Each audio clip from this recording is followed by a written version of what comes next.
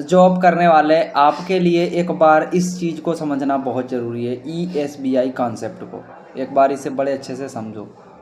तो हम मतलब कह सकते हैं कि भाई जिन लोगों की मानसिकता है जॉब करने वाली, अगर मैं ठेठ हिंदी या पंजाबी में कहूँ तो उसको कहा जाता है नौकर एम्प्लॉयड, है ना।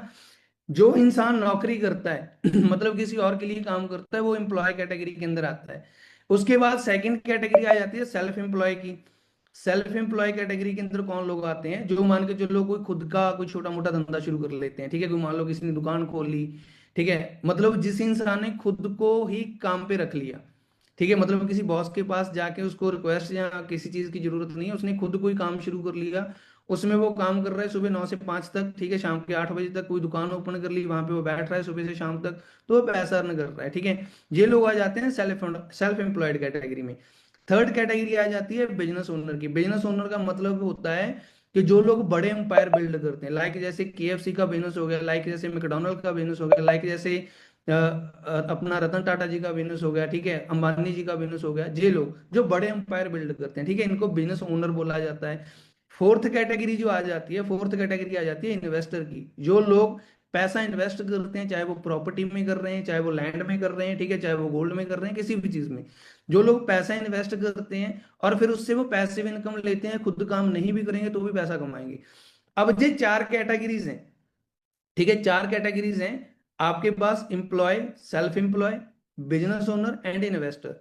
अब अगर मैं बात करूं पूरे वर्ल्ड की पॉपुलेशन की, पूरे वर्ल्ड की जो 95% पॉपुलेशन है, वो एम्प्लॉय एंड सेल्फ एम्प्लॉय की कैटेगरी के अंदर उलझी हुई है आज, और उसी चीज के अंदर काम कर रही है।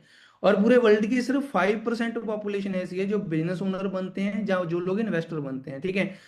और गाइस एक चीज हैरान करने वाली है कि ये जो 95% लोग हैं जो सेल्फ एम्प्लॉय और एम्प्लॉय कैटेगरी के अंदर आते हैं, इनके पास है सिर्फ पूरे वर्ल्ड का 5% पैसा।